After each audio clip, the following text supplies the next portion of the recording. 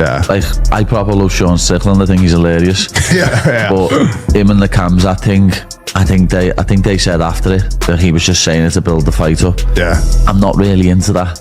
Yeah. I'm not gonna start saying stuff about someone Just fake. if it's just fake. You know what I mean? Give him his due. It got the ratings in. Know what I mean? It was one of the most viewed events of the year. Yeah. So it worked for him. But I just can't do that. What's up, fight fans? Today, we're talking about Neo Fazil's disastrous week on Dana White's Contender Series. From a brutal knockout defeat to a shocking 15-man hotel room confrontation and disturbing details from his past, there is a lot to cover.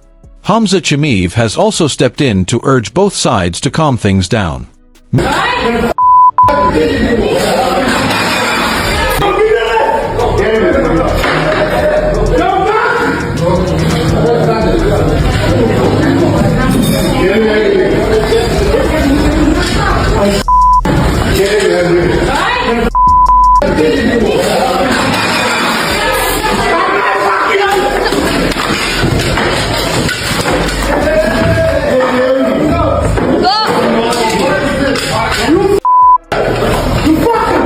Meanwhile, Paddy Pimblett is calling out fake rivalries and making it clear that Arman Tsarukyan is one of the fighters he wants to face.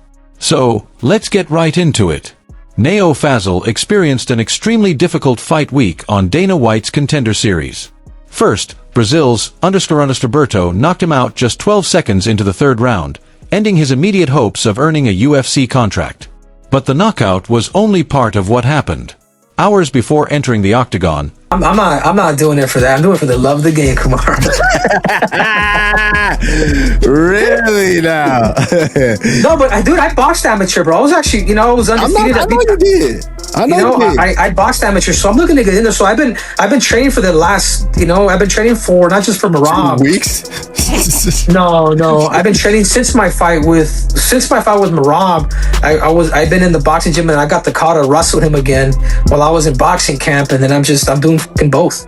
I think it's good for me, Kumar. The biggest thing with me is I have to compete, Kumar. Are you coming to do some MMA or what?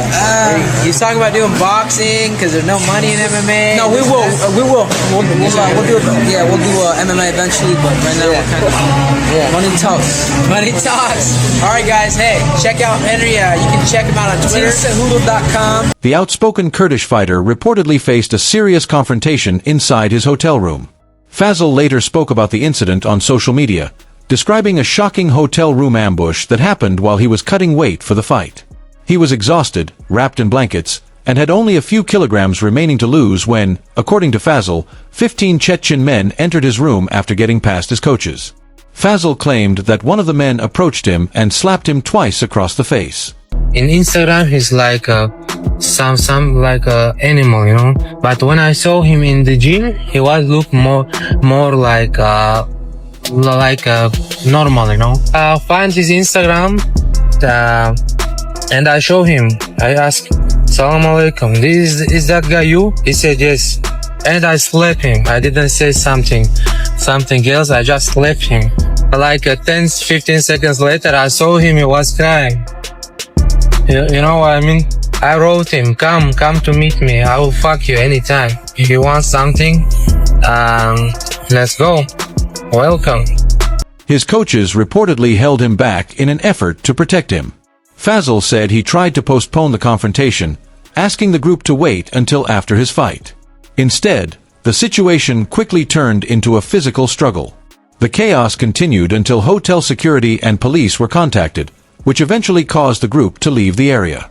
Fazil never directly identified the person who allegedly attacked him, but people within the fight community quickly began making connections.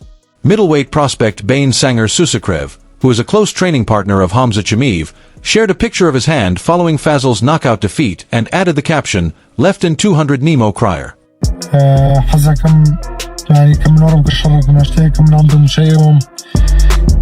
من كل رش مبوني ولا من نام فازل مبوني كيو نام فازل من نام فازل بوني خومو مالام حزر كما قداري توزر خلقش كما قبلم دايره برنا كم بون من يك كتوانم هبونم كرد بلام خوش تيشتان گرم كبوچي براسي زور باج نبوم حق باسك يعني بيتناقل على ربي شارماشتك زوربي كس الوري بزانه يا هندك كس يبون مزوربي لين نزانه كبون منا روجي وزن داقرنكا أظن فرقوي كنا جورا كمو لما على كمو كوتر كمل مو من لكاتي واكايش. The reported confrontation was said to have started because of disrespect. Before his fight, Fazil had publicly referred to German-based Chechen fighter Islam Dulatov as feminine. After Fazil suffered the knockout loss, Dulatov reportedly offered a $5,000 cash bonus to Kayak Berto for defeating him. UFC contender Movsar Evloev also appeared to add to the situation on social media, writing, "Whoever exalts himself will be humbled." However, the support Fazil was receiving online began to disappear after troubling information about his past started spreading across social media. Videos surfaced showing Fazil appearing to try to attack someone with a slipping, before almost stabbing himself during the incident.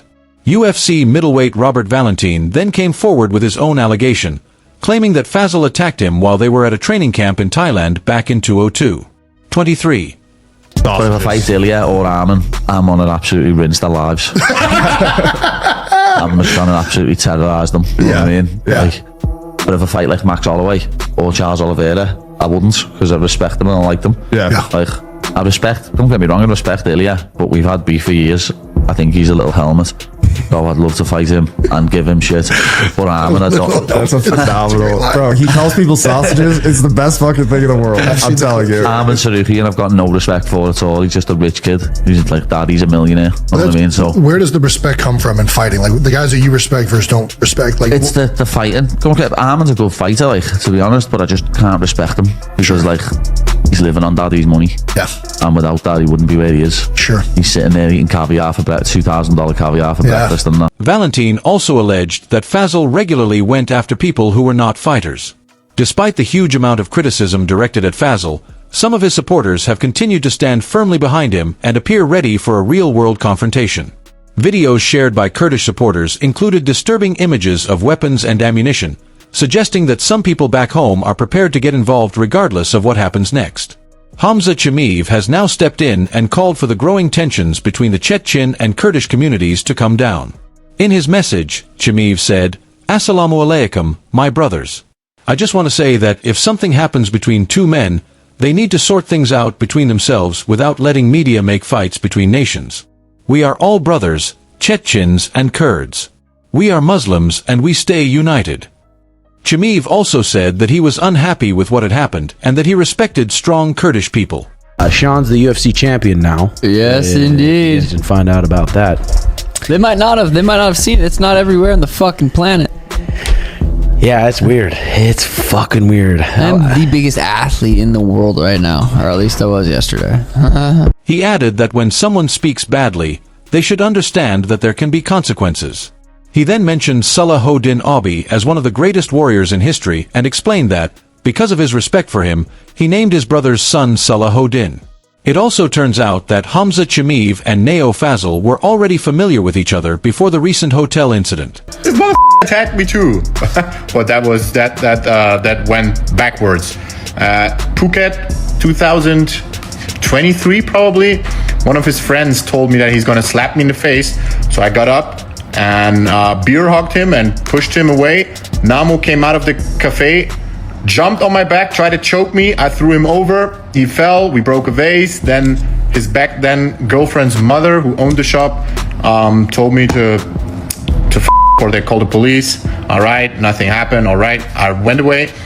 Then later he kept telling, I think it was my manager back then, told him that he choked me out. And then, all right, we're coming back to complaining about being attacked.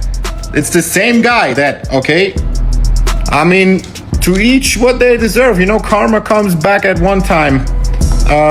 Being loud and talking all that trash, yeah, might sell some seats, might get you recognized, but... Old training footage from 2022 has recently resurfaced, showing Chimaev wrestling Fazil during training in Thailand. Neo Fazil has not even reached the UFC yet, but the amount of controversy, hostility, and real-world violence connected to his name has already become extremely serious. Whether people see him as an entertaining villain or someone who could become a serious problem, One thing is certain. Whenever Fazil becomes involved, there seems to be another major incident. Let me fight the Dagestani and Chechen people. Let me see what they got. I'm the anti-Dagestani right here, babe.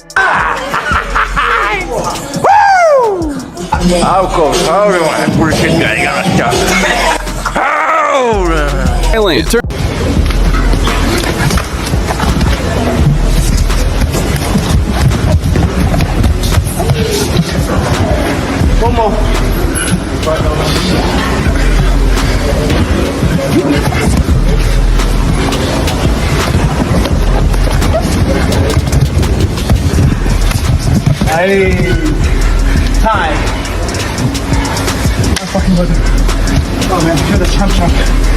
At the end of the day, this is the fight business. It is difficult to completely separate what happens inside the cage from what happens outside it.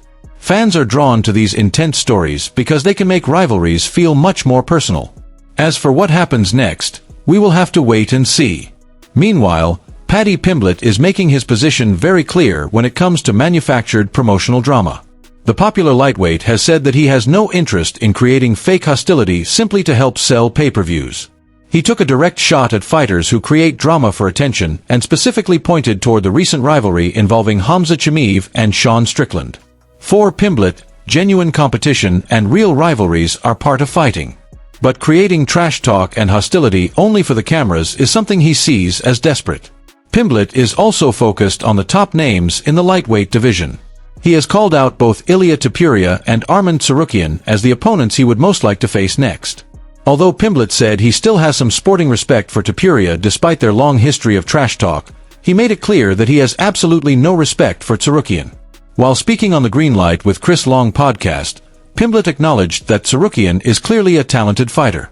However, he explained that his personal dislike of Tsarukyan is connected to the way Tsarukyan was raised.